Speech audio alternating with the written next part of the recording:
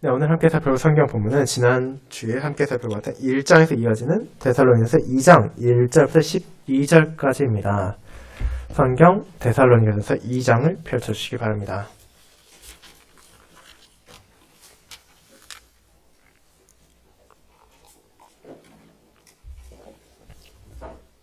하나님의 말씀 데살로니가서 2장 1에서 12절 낭독하겠습니다. 형제들아, 우리가 너희 가운데 들어간 것이 헛되지 않은 줄을 너희가 친히 아나니, 너희가 아는 바와 같이 우리가 먼저 빌립보에서 고난과 능욕을 당하였으나 우리 하나님을 힘입어 많은 싸움 중에 하나님의 복음을 너희에게 전하였노라. 우리의 권면은 간사함이나 부정에서 난 것이 아니요 속임수로 하는 것도 아니라 오직 하나님께 옳게 여기심을 입어 복음을 위탁받았으니 우리가 이와 같이 말함은 사람을 기쁘게 하려 함이 아니요 오직 우리 마음을 감찰하시는 하나님을 기쁘시게 하려 함이라. 너희도 알거니와 우리가 아무 때에도 아첨하는 말이나 탐심의 탈을 쓰지 아니한 것을 하나님이 증언하시느니라. 또한 우리는 너희에게서든지 다른 이에게서든지 사람에게서는 영광을 구하지 아니하였노라. 우리는 그리스도의 사도로서 마땅히 권위를 주장할 수 있으나 도리어 너희 가운데서 유순한 자가 되어 유모가 자기 자녀를 기름과 같이 하였으니 우리가 이같이 너희를 사모하여 하나님의 복음뿐 아니라 우리의 목숨까지도 너희에게 주기를 기뻐함은 너희가 우리의 사랑하는 자됨이라. 형제들아, 우리의 수고와 애쓴 것을 너희가 기억하리니 너희 아무에게도 폐를 끼치지 아니하려고 밤낮으로 일하면서 너희에게 하나님의 복음을 전하노라. 우리가 너희 믿는 자들을 향하여 어떻게 거룩하고 옳고 흠없이 행하였는지에 대하여 너희가 증인이요 하나님도 그러하시도다. 너희도 아는 바와 같이 우리가 너희 각 사람에게 아버지가 자기 자녀에게 하듯 권면하고 위로하고 경계하노니 이는 너희를 부르사 자기 나라와 영광에 이르게 하시는 하나님께 합당히 행하게 하려 함이라. 아멘.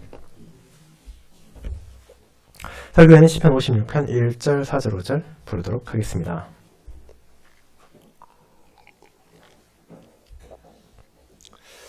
사랑하는 주 예수 그리스도 안에 있는 형제 자매님들, 우리가 무슨 일을 하기 위해 계획을 세우고 또 그 일을 실제로 추진할 때 빼놓을 수 없는 중요한 것 중 하나는 내가 왜 그것을 하는지, 또 그리고 그것을 통해 무엇을 이루고자 하는지에 대한 목적을 분명히 설정하는 것입니다. 가장 대표적으로 학생들이 공부를 할 때 자신들이 그런 공부를 통해 무엇을 얻고자 하는지, 어떤 목표를 이루고자 하는지를 분명하게 하지 않는다면 잠깐이야 어떻게든 억지로 책을 본다 할지라도 언젠가는 그 동기를 잃어버리고 의욕이 떨어져 힘을 낼 수 없게 된다는 것을 우리는 잘 알고 있습니다. 그리고 그것은 우리가 일상에서 경험하게 되는 다른 많은 분야에서도 마찬가지지 않습니까? 그렇게 우리는 무언가를 열심히 신실하게 하는 것 자체는 좋지만 왜 그것을 해야 하는지를 바르게 아는 것도 필요하다는 것을 깨닫게 됩니다. 그리고 이것은 사도들과 동역자들의 사역에 있어서 마찬가지였습니다. 세상의 불신자들을 보았을 때 그들은 어떤 목적도 없이 이것저것을 떠돌며 선교를 하는 것처럼 보였을 수도 있습니다. 때로는 적지 않은 시간을 한 곳에서 보내기도 하고, 때로는 복음을 전하기에는 너무도 짧아 보이는 극히 제한된 시간만 허용된 적도 있었습니다. 그렇게 믿음 없는 이들의 눈에는 과연 저 사람들의 사역에 무슨 의미가 있는지, 그것이 과연 결실을 맺을 수 있을지나 염려가 되는 의심의 눈길로 바라보게 되는 것이 당연할 수도 있었습니다. 하지만 주님의 종들은 분명한 목적을 가지고 있었습니다. 그들은 하나님의 섭리에 따라 여러 장소를 이동하며 그분의 말씀을 전했으며 그분의 인도가 어디로 자신들을 데려간다 하더라도 불평, 불만을 가지는 것이 아니라 그 자리에서 신실하게 자신들에게 주어진 소명을 다했습니다. 그리고 그들이 그렇게 할 수 있었던 이유는 그들이 자신을 높이기 위해, 자신이 세상에서 무언가를 성취하기 위해 살아가는 것이 아니라 오직 자신들의 주인이신 하나님을 기쁘시게 하기를 간절히 소망했기 때문입니다. 그렇게 그들은 모든 상황에서 그와 같은 모습을 증거할 수 있었으며, 이런 사도와 동역자들의 모습을 바라본 교회 역시도 자신들이 나아갈 길을, 그리고 그들의 삶의 목적을 바르게 세울 수 있었습니다. 저는 그와 같은 진리를 전하는 오늘 본문을 하나님을 기쁘시게 하는 종의 사역이라는 제목으로 설교하고자 합니다. 그리고 이 안에 담겨있는 바울의 서신을 통해 하나님께서 저와 여러분에게도 어떤 소명을 주셨고 또 우리가 이 땅에서 살아가는 동안 진정 추구하고 구해야 할 것이 무엇인지를 고백하며 그에 따른 선한 열매를 함께 맺어갈 수 있기를 소망합니다. 이를 첫 번째, 사역의 목적, 두 번째, 사역의 자세, 세 번째, 사역의 열매라는 대주로 나누어 보도록 하겠습니다. 먼저 첫 번째, 사역의 목적에 대해 알아보겠습니다. 형제님 여러분, 지난주부터 우리는 데살로니가 교회에 보낸 사도 바울의 서신을 통해서 하나님께서 자신의 교회에 무엇을 전해주고자 하시는지를 살펴보고 있습니다. 그리고 그 편지의 시작 부분을 통해 우리는 교회의 정체성에 대해 깨닫게 되었습니다. 바울과 실로아노, 디모데는 데살로니 교회와 좋은 관계를 가지고 있었습니다. 비록 바울이 그 지역에 오래 머무를 수는 없었지만 디모데를 통해서 교회를 돌보고 있었으며 그가 돌아왔을 때 전해드린 소식으로 교회가 바르게 세워지고 있음을 알게 되었기 때문입니다. 그렇게 그는 하나님을 향해 기도드릴 때마다 그런 교회를 기억하고 감사할 수 있었습니다. 하지만 여기에서 한 가지 주의할 점이 있습니다. 오늘날 많은 사람들은 어떤 경우에 교회가 성장했다 생각하며 기뻐합니까? 그것은 우리의 눈에 보이고 우리가 직접적으로 느낄 수 있는 외적인 모습에 한정되는 경우가 많지 않습니까? 교회 건물 크고 성도 수가 늘어나면 이 교회가 지금 잘하고 있구나라고 말하며 거기에 감사해야 한다고 말하지 않습니까? 그런데 데살로니가전서에서 바울은 어떻습니까? 그는 교회의 그런 면모를 전혀 언급하지 않습니다. 그가 감사하는 이유는 세상이 생각하는 성장을 교회가 이루고 있어서가 아니라 그들이 진리 가운데서 바르게 세워지고 있었기 때문입니다. 그들에게 찾아온 환난 가운데서도 믿음의 역사와 사랑의 수고와 소망의 인내를 통해 그들이 자신들의 정체성을 분명히 나타내고 있었기 때문입니다. 그와 같은 성도들의 믿음을 통하여 바울과 동역자들은 하나님께서 자신들의 사역을 헛되게 사용하지 않으셨음을 알게 되었으며 그렇게 교회의 복음을 전하게 하시고 그들을 자라나게 하신 하나님의 사랑에 감사하지 않을 수 없었습니다. 왜냐하면 그 모든 것이 하나님의 은혜로만 가능한 큰 복이었기 때문입니다. 그렇게 데살로니가의 성도들은 그저 입으로만 고백하는 것이 아니라 성령 하나님의 역사하심을 통해 자신들의 행동과 삶으로 그 열매를 증거했습니다. 비록 그들 가운데 많은 환란이 있었던 것은 사실이지만 유대인들과 이방인들의 다양한 박해가 끊이지 않았던 것도 사실이지만 자신들이 전해들은 주의 본을 따라서 그리고 자신들이 바라보았던 주의 종들의 본을 따라서 이제 그들은 마게도냐와 아가야에 있는 신자들의 본이 되었습니다. 그리고 그 모든 것들은 다른 무언가의 뿌리를 둔 것이 아니라 오직 말씀에 근거한 것이었습니다. 그들은 자신들의 생각과 자신들의 의지로 이것이 옳다 생각해서 그것들을 행한 것이 아닙니다. 사역자들이 전한 말씀이 주님의 뜻이 무엇인지를 알려주고 있었고 오늘 더 자세히 살펴볼 사역자들의 신실한 삶의 자세가 그것을 보다 명확하게 보여주고 있었기 때문입니다. 그렇게 교회는 다른 무언가가 아니라 하나님의 뜻을 따랐습니다. 과거에 섬겼던 황제야 우상을 향한 숭배를 멈추고 참되고 유일하신 하나님을 예배했으며 그들이 받은 복음이 무엇인지를 담대하게 전했습니다. 그리고 무엇보다도 그들을 변화시킨 참 소망이 무엇인지를 알렸습니다. 그리스도께서 부활하셨고 그분께서 우리에게 주신 영광의 약속이 있기에 환난 가운데 흔들리지 않고 인내하며 주님의 뜻을 따를 수 있다는 것을 그리고 그것이야말로 교회의 정체성이라는 것을 자신을 둘러싼 세상에 증거하고 이를 통해 교회의 격려와 본이 되며 사도와 동역자들의 기쁨이 된 것입니다. 그것이 데살로니가 교회가 나타낸 참 교회의 모습이자 우리 역시 나타내야 할 교회의 모습이라는 것을 우리는 함께 고백했습니다. 그리고 오늘 보면 2장도 그와 연결된 내용을 다루고 있습니다. 여러분은 1장의 5절, 6절, 9절에서 언급된 바울과 동역자들이 그들에게 어떤 사람이었는지를 그들이 어떻게 성도들에게 본을 보였는지를 어떻게 그들 가운데 들어간지를 궁금해할 수 있습니다. 그리고 이 내용이 그 부분을 설명하고 있습니다. 그렇다면 우리는 그들이 과연 어떤 모습을 보이는지를 그리고 그를 통해 데살로니가 교회만이 아니라 어떻게 우리에게도 주님의 종이 나아가야 할 길을 보여주는지를 이제 살펴보도록 합시다. 바울은 앞선 1장에서는 그들의 기쁨과 감사의 이유를 말합니다. 그가 하나님께 기도할 때 감사하고 기뻐할 수 있는 이유가 무엇입니까? 데살로니가 교회가 믿음 안에서 바르게 자라나고 세워지고 있음을 알았기 때문이지 않습니까? 동시에 그것은 무엇을 의미합니까? 자신들이 그곳에 방문한 것이 헛되지 않았다는 것입니다. 바울과 동역자들은 하나님의 뜻에 따라 많은 곳에 들어가서 복음을 전했습니다. 하지만 복음을 전파하는 이들의 사역들이 언제나 동일한 결실을 맺었던 것은 아닙니다. 때로는 아무런 성과도 얻지 못한 채 박해와 조롱만을 경험할 때도 있었습니다. 하나님의 섭리하에서 그 또한 선하게 인도될 것을 알고 있었지만 그럼에도 자신들의 수고가 열매를 맺지 못한다는 것은 구약시대의 선지자들도 그러했듯이 신약시대 주님의 종들에게도 슬프고 안타까운 일이기 때문입니다. 하지만 이제 그들도 데살로니가의 성도들도 이런 사역자들의 봉사가 헛되지 않은 줄을 알 수 있었습니다. 그것이 그 지역 성도들의 삶으로 드러났기 때문입니다. 그들이 나타낸 믿음의 역사와 사랑의 수고와 소망의 인내가 하나님께서 바울과 실로아노 디모데의 사역을 열매 맺게 하셨다는 무엇보다 확실한 증거였습니다. 그렇게 바울은 그들에게 가서 자신들이 보였던 모든 수고와 노력이 선한 결실로 나타났음에 기뻐하며 그 사실을 교회의 신자들 역시 깨닫게 되었을 것을 확신했습니다. 그렇다면 그들은 어떤 모습으로 그 교회의 본을 나타내었습니까?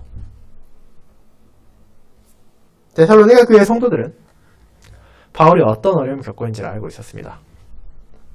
자신들을 방문하기 전 빌립보에서 무슨 일이 있었는지를 들었기 때문입니다. 지난주에 우리가 함께 읽었던 사도행전 17장은 그들이 데살로니가 교회에서 그리고 베레아에서 어떤 일이 있었는지를 보여줍니다. 하지만 그에 앞선 사도행전 16장은 그 데살로니가로 가기 전 빌립보에서 무슨 일이 있었는지를 보여줍니다. 사도와 동역자들이 빌립보에서 복음을 전하던 중 귀신 들린 여종에게서 귀신을 쫓아내었습니다.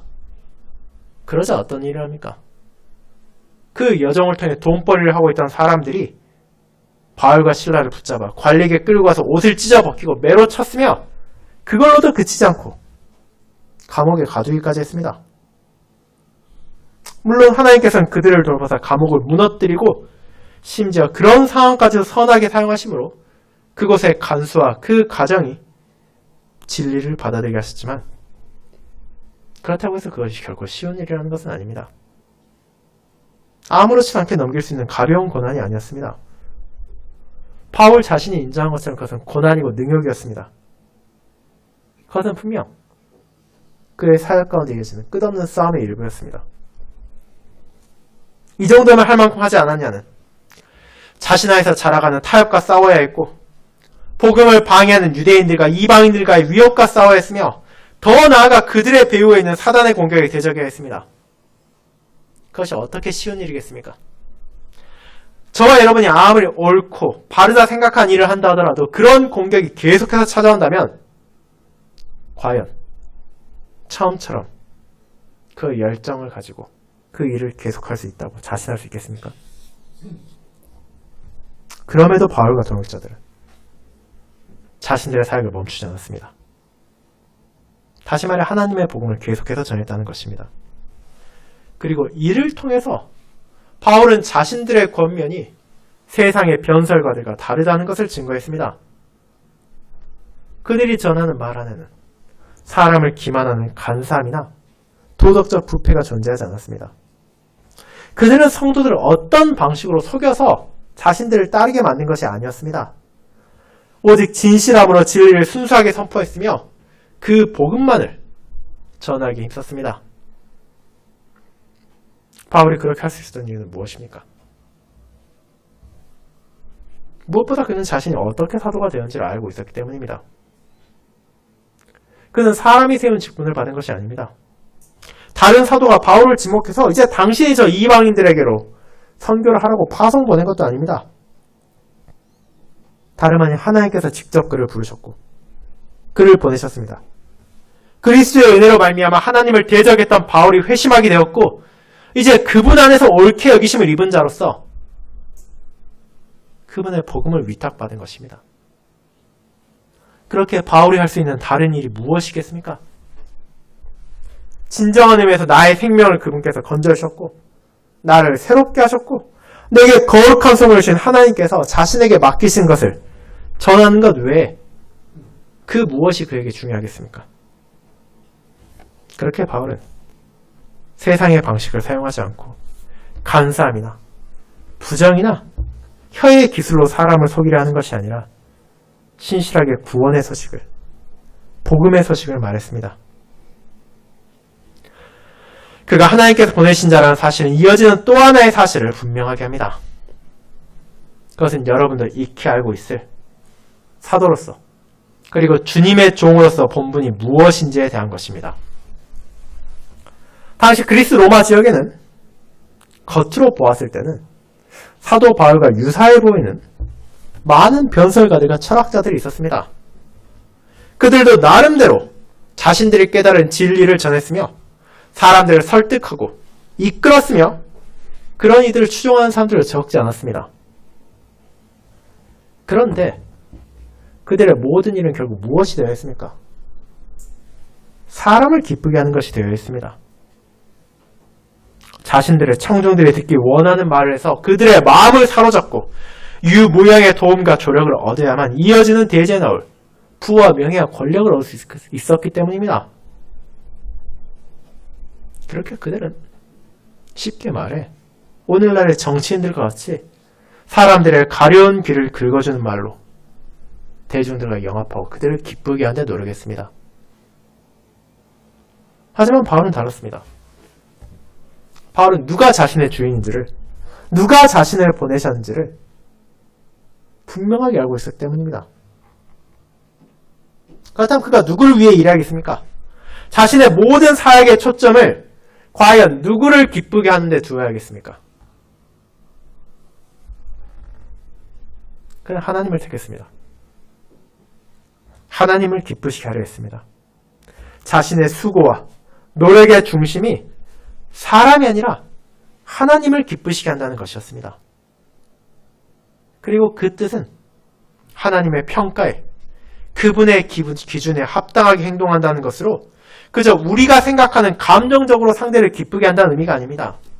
그는 마음을 하시는 그분 앞에 무엇도 속일 수 없다는 것을 알고 있었으며 그런 하나님께서 자신의 선한 주인이시고 자신을 보내셨다는 것을 기억하고 있었기에 기꺼이 다른 모든 것을 내려놓고 하나님을 기쁘시게 하기 위하여 그분께서 원하시는 것을 그분께서 가르쳐 주신 대로 신실하게 행했던 것입니다.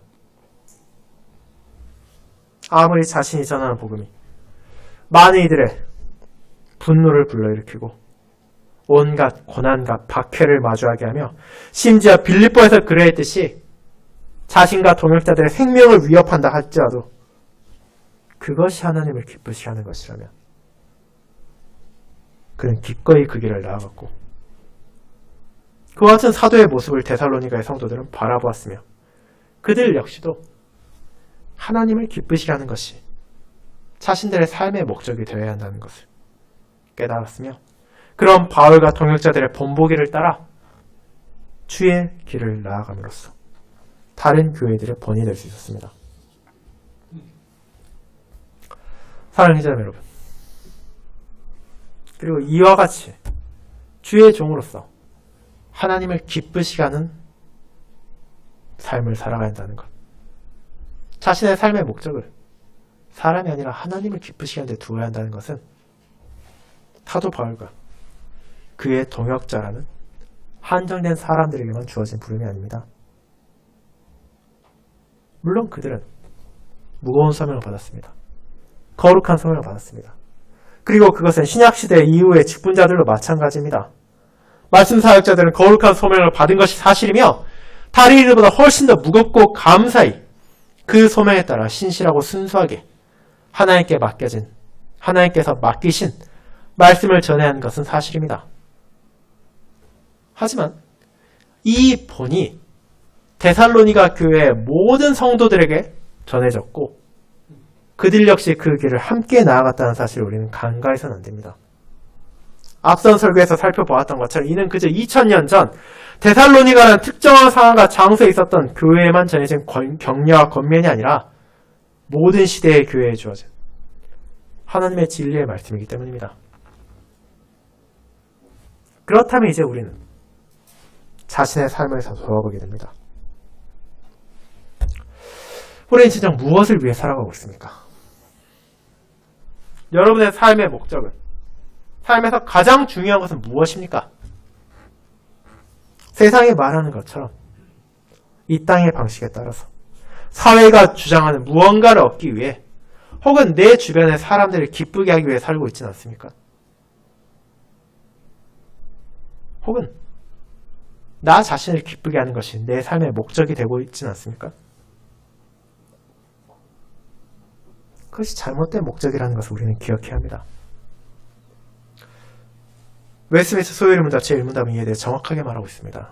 사람의 제일 되는 목적은 하나님을 영화롭게 하고 그분을 영원토록 즐거워하는 것이라고 말입니다. 그 두 가지는 분리된 것이 아닙니다.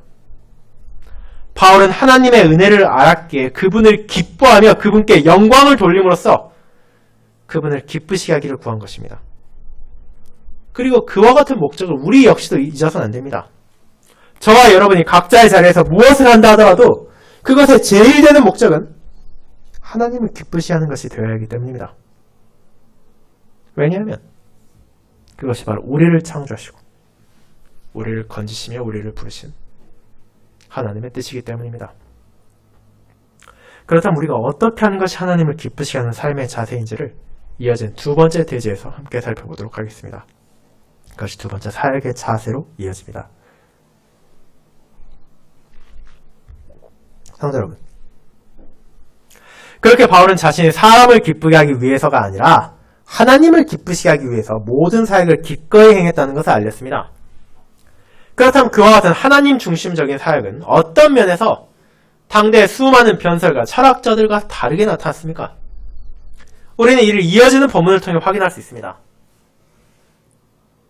그는 주님의 종들과 세상의 사람들의 차이를 세 가지 대조되는 모습으로 나타냈습니다. 그들이 가진 근본적인 목적 자체가 다르기에 그들의 사역의 자세가 다를 수밖에 없다는 것을 그렇게 보여준 것입니다. 그리고 바울은 여기서 탐심과 영광과 권위에 대해 말합니다. 그리고 여기서 우리가 일상적으로 접할 수 있는 쉬운 용어로 말하자면 부와 명예와 권력이라고도 할 수 있습니다. 그렇다면 하나님을 기쁘시게 하고자 하는 주의 종들과 사람을 기쁘게 하려는 변설가들이 어떻게 각각의 모습을 다르게 나타내는지를 살펴보도록 합시다. 첫째로 그는 탐심에 대해 말합니다. 우리는 탐심에 대해 너무 잘 알고 있습니다. 이것은 내가 가지지 않은 무언가를 가지고 싶어하는 욕망을 가리키고 자기 이익을 추구하기 위한 욕심을 말합니다. 그리고 이것은 많은 경우 불결함과 함께 쓰이며 음욕과 관련되는 경우도 많지만 가장 흔하게 사용되는 것은 바로 물질적인 소유에 대한 것입니다. 세상의 부를 얻기 위해서 탐심의 가면을 쓴 자들은 아무리 일시적으로는 나한테는 아무 욕심도 없고 돈도 원하지 않는다고 말하면서도 어느 순간에는 그들의 탐심을 충족하기 위해 추종자들의 것을 바치라고 요구하게 됩니다. 그뿐입니까? 그들은 자신들의 영광을 구하는 사람들입니다. 당시 그리스 로마 지역의 많은 철학자, 변설가들에게 얼마나 많은 사람들이 자신을 따르느냐는 중요한 사안이었습니다. 더 많은 사람들이 그들을 따를수록 그들의 주장이 더 널리 퍼지게 되고 그에 따라 자연스럽게 명예도, 권력도, 부도 찾아오게 될 것이기 때문입니다. 그렇게 그들은 현란한 수사기법과 요소를 통해 다른 이들의 주장을 깎아내리고 자신들을 높이는 데 집중했습니다. 그렇게 부와 명예를 얻게 되면 자연스럽게 그것은 권위로 이어집니다. 권위와 권력은 본질적으로 타인을 부릴 수 있는 힘이고 자신들을 섬기는 이들을 움직이며 사용하고 자신들을 적대한 이를 공격하기도 하며 자신들에게 필요한 것을 요구하는 것도 포함되어 있습니다. 그렇게 이 부와 명예와 권력의 연결고리는 서로를 더욱 강화해줍니다. 더 많은 분은 더 많은 명예를 가져오고 더 높은 명예, 더 큰 권력을 가져오기 때문입니다. 그렇게 세상의 것을 구한 이들은 이 모든 것들을 갈구하며 자신들의 탐심을 채우려 하고 그런 자세는 언젠가는 그 사역 안에서 자연스럽게 드러날 수밖에 없는 것입니다. 그 사실을 당대의 많은 사람들, 데살로니가의 성도들 잘 알고 있었습니다. 하지만 사도들은 어떠했습니까? 그들의 사역의 목적은 근본적으로 달랐습니다. 그들은 애초에 사람을 기쁘게 하기 위해 일한 것도 아니고 자신들의 탐심을 충족시키기 위해 수고한 것도 아니었습니다.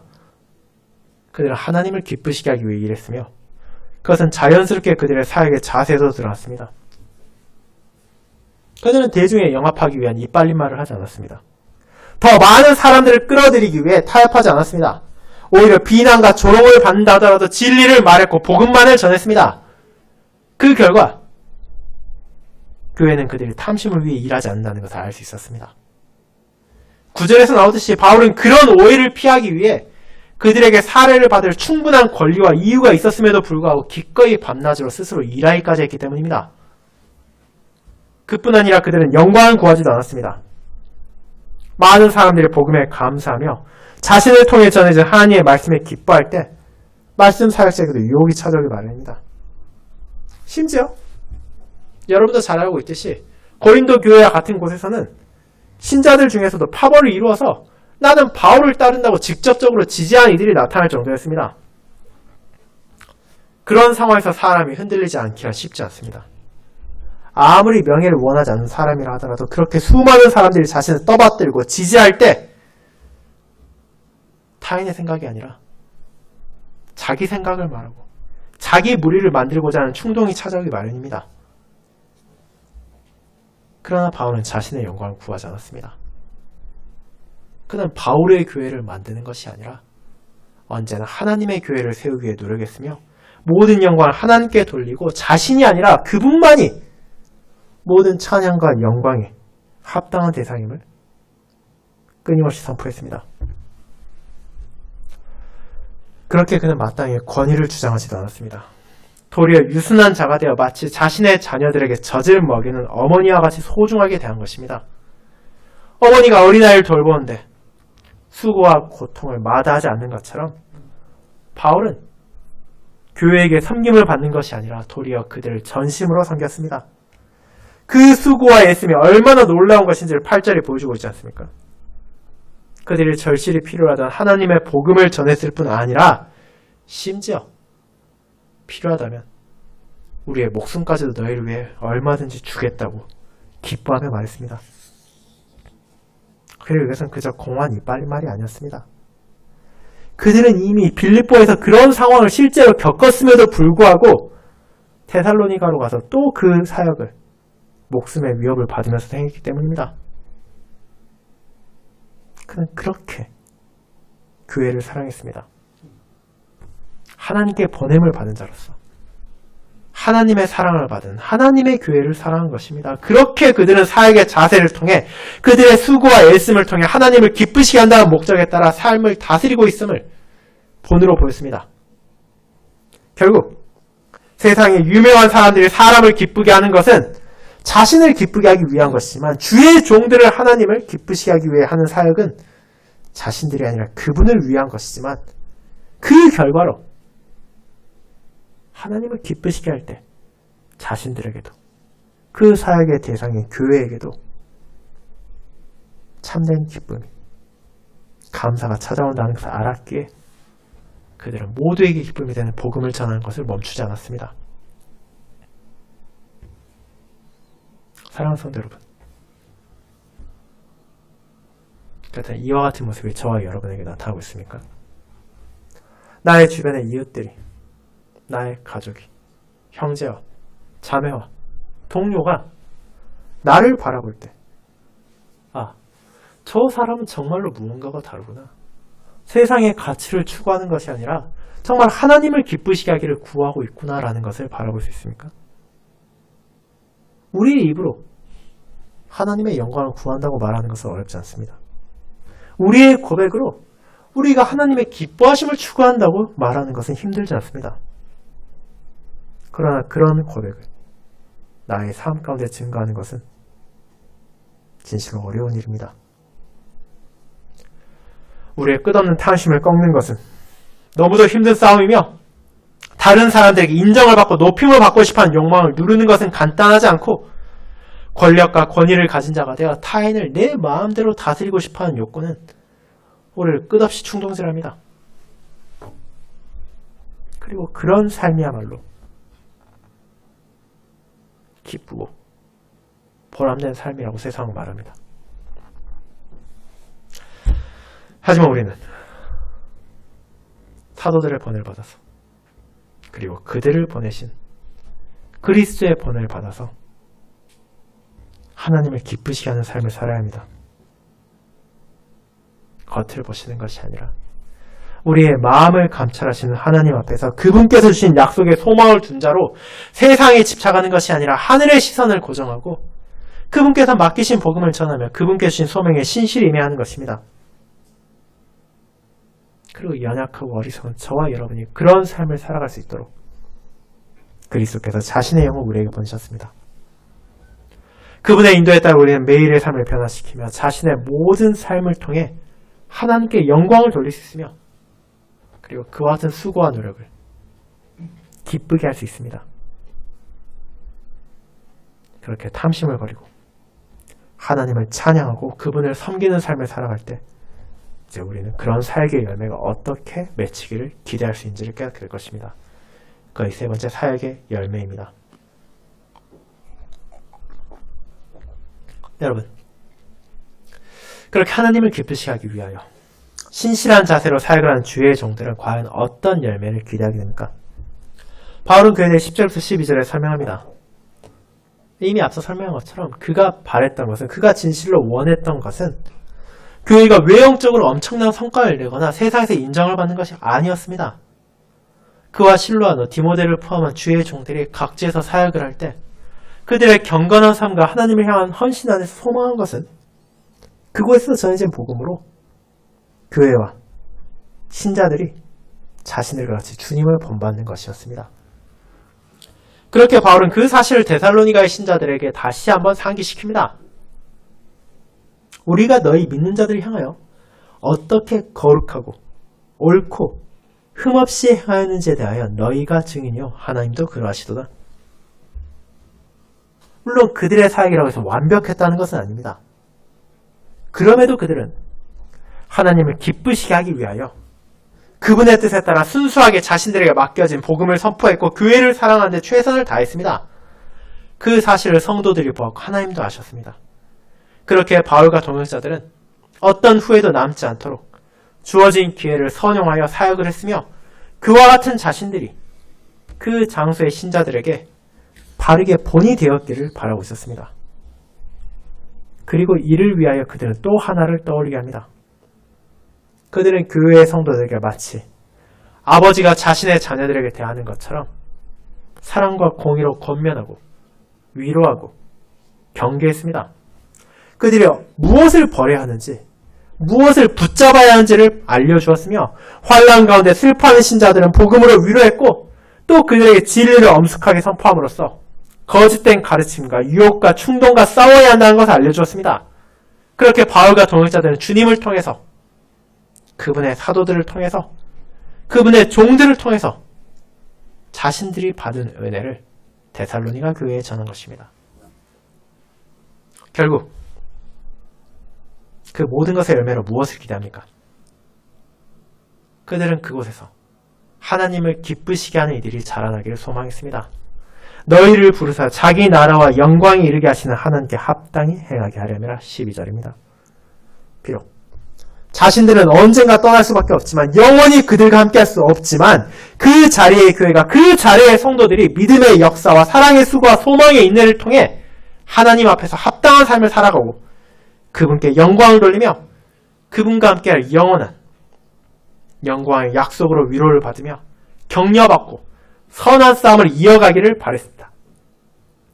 그리고 1장에서 이미 살펴본 것처럼 바울은 주님의 은혜로 그들이 정말로 그렇게 자라났음에 그리고 자라가고 있음에 기뻐했습니다.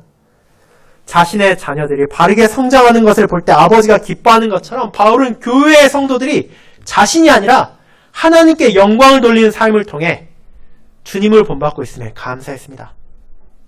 자신들이 주님의 은혜로 말미암아 그분의 길을 나아갔던 것처럼 그들 역시 그 길을 따르는 것이야말로 자신들이 맺을 수 있는 가장 아름다운 열매이며 오직 하나님의 은혜로만 주어지는 사역의 결과이기 때문입니다. 사랑하는 여러분, 그렇게 우리는 우리의 삶의 목적이 무엇이어야 하는지, 그리고 그것이 어떻게 드러나야 하는지, 그리고 그 안에서 어떤 결과를 발휘해야 하는지를 알게 되었습니다. 말씀 사역자들은 물론이거니와 교회의 모든 성도들도 이 사실을 기억해야 합니다. 우리는 각자의 자리에서 가정과 학교와 일터에서도 복음을 받아들인 자로서 주의 길을 따른 본이 되고 나 자신이 복음의 열매가 되어 내 이웃들에게 선한 영향을 주기를 바랍니다. 그렇게 우리가 하나님을 기쁘시게 하길 원한다면 결국 우리의 모든 삶은 어쩌면 여러분도 들어보셨어요. 이 표현 코람데오, 즉 하나님 앞에서 합당한 것이 되어야 할 것입니다. 사람의 평가가 아니라 마음을 감찰하시는 하나님의 기쁘심을 구하며 이 세상에서 인정받기 위해 발버둥 치는 것이 아니라 하나님의 뜻에 따라 자신을 다스리는 것이 우리에게 주어진 거룩하고 무엇보다 중요한 소명입니다. 사도 바울이 교회를 향해 그와 같이 거룩하고 옳고 흠없는 삶을 증거함으로 그들에게 본이 된 것처럼 우리 역시 하나님의 말씀에 순종하고 그분의 영광을 위해 살며 정직하고 신실하게 살아갈 때 하나님을 기쁘게 하고 참된 삶의 목적을 주변에 드러내는 본이 되는 것입니다.